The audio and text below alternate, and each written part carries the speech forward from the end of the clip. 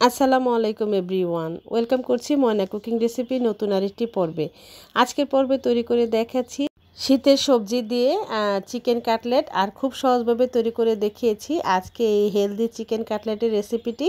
চলুন দেখে নেওয়া যাক কী কী লাগছে। এখানে আমি মিডিয়াম সাইজের আলু নিয়েছি 3টা, সিদ্ধ করে নিয়েছি। এখানে আমি নিয়েছি মুরগির মাংস, এটাকে আমি সিদ্ধ করে ম্যাশ করে নিয়েছি। এখন দিয়ে দিচ্ছি পাতাকপিটাও আমি চিকন করে পলে নিয়েছি। আর এখানে দিয়ে দিচ্ছি হাফ কাপের মতন আমি গাজর কুচি।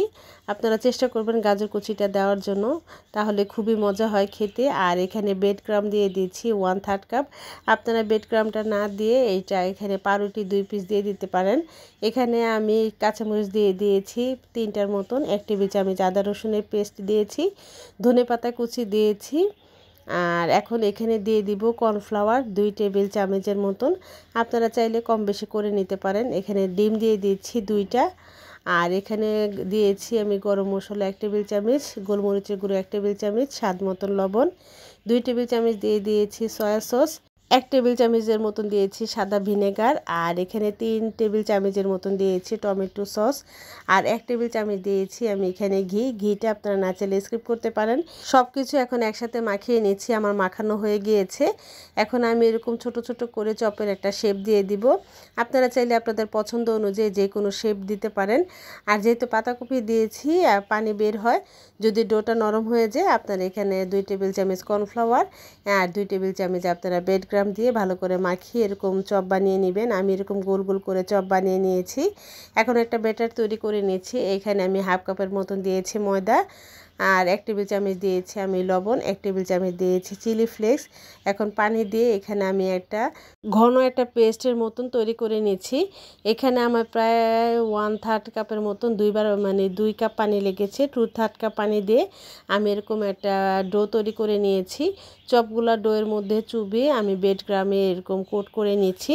আপনারা চাইলে আপনাদের পছন্দ অনুযায়ী করে নিতে পারেন। আমি এখানে আজকে ময়দা দিয়ে ব্রেড ক্রাম্বে গড়িয়ে নিচ্ছি। আপনারা চাইলে এখানে ডিমের মধ্যে দিয়েও আপনারা ব্রেড ক্রাম্বে কোট করে নিতে পারেন আপনাদের পছন্দ অনুযায়ী। আজকে আমি ময়দা দিয়ে কোট করে নিচ্ছি।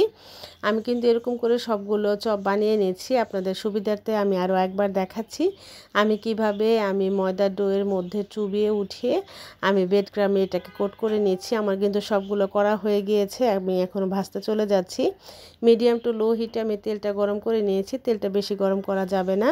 আমি যখনই হালকা গরম হয়েছে আমি এক এক করে চপগুলো একটু ভেজে নিচ্ছি। প্রথম ব্যাচে 4টা দিচ্ছি। এরকম করে আমি সবগুলো চপ ভেজে নিব।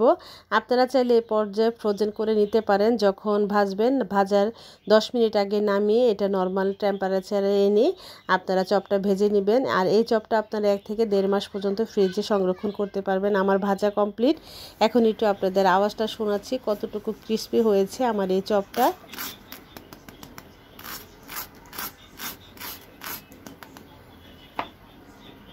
আর খুবই মচমচে আর খুবই মজাদার এই চপটা। আপনারা বাসায় একবার তৈরি করবেন। আজকে ভিডিওর কোনো অংশ ভালো লেগে থাকলে একটি লাইক দিয়ে চ্যানেলটি সাবস্ক্রাইব করে পাশে থাকা বেল বাটনে প্রেস করে রাখবেন, যাতে নতুন ভিডিও দেওয়া মাত্র নোটিফিকেশান পেয়ে যান। অলরেডি যারা এই কাজটি করেছেন আপনাদের সকলকে অসংখ্য ধন্যবাদ। শীতের সবজি দিয়ে আর চিকেন দিয়ে খুব মজাদার একটি কাটলেট বানিয়েছি। আশা করি আপনারা বাসায় তৈরি করবেন। আর কেমন হয়েছে তা অবশ্যই কমেন্ট করে জানাবেন। নতুন আরেকটি ভিডিও দেখার আমন্ত্রণ জানিয়ে আজকের মতো বিদায় নিব। সবাই ভালো থাকবেন। আল্লাহ হাফেজ। আসসালামু আলাইকুম।